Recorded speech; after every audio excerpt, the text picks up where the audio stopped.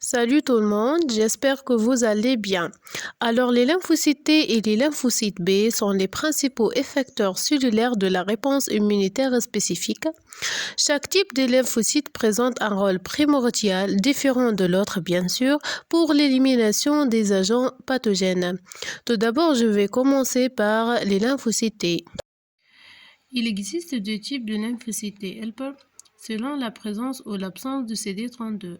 Les lymphocytes T helper CD32- sont impliqués dans la coopération cellulaire, tandis que les lymphocytes T helper CD32+ ont un rôle de régulation et suppression des réponses immunitaires. Le rôle suppresseur, c'est-à-dire elles vont assurer l'arrêt de la réponse lorsque l'antigène est éliminé. Donc ce type de lymphocyte helper intervient suite à l'arrêt de la réponse immunitaire. De façon générale, les lymphocytes helper produisent des cytokines qui sont impliquées dans la différenciation fonctionnelle d'autres cellules immunitaires, dans le contrôle du développement des lignées leucocytaires à partir d'une cellule souche hématopoïétique, c'est-à-dire au cours de l'hématopoïèse, l'assistance des lymphocytes B dans leur réponse anticorps, c'est-à-dire la stimulation des lymphocytes B pour produire d'une grande quantité d'anticorps et des cellules mémoire aussi, l'activation des macrophages pour amplifier la phagocytose et pour une meilleure destruction des pathogènes phagocytés. Donc, ce qui permet par conséquent de contrôler la qualité de réponse immunitaire spécifique. Donc, grâce aux lymphocytes helper, plutôt grâce aux cytokines produites par cette sous-population, la réponse immunitaire est de plus en plus efficace.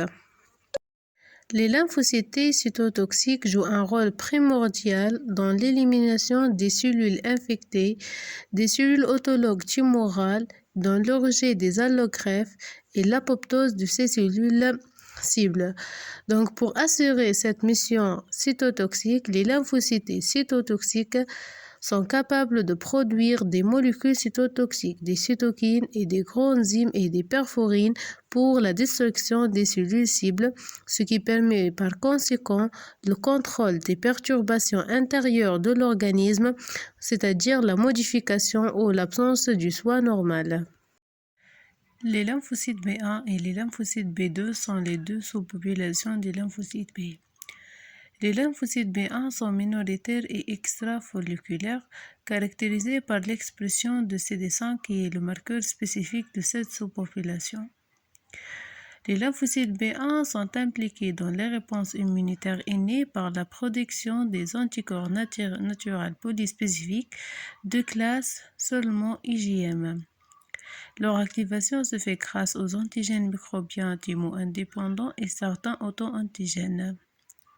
Puisqu'il s'agit des anticorps naturels polyspécifiques et non monospécifiques, donc leur BCR est polyspécifique et présente un faible répertoire de reconnaissance.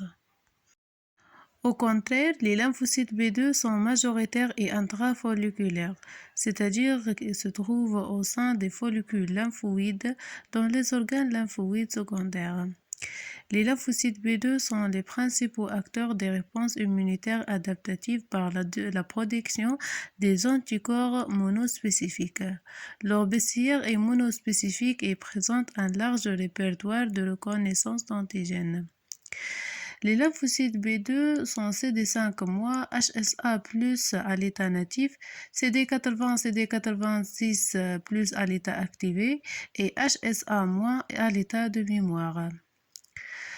Il s'agit d'une importante cellule présentatrice d'antigènes aux lymphocytes Th et surtout dans les réponses immunitaires secondaires et exerce aussi d'autres fonctions telles que la coopération avec les lymphocytes helper, la régulation immunitaire et la production des cytokines.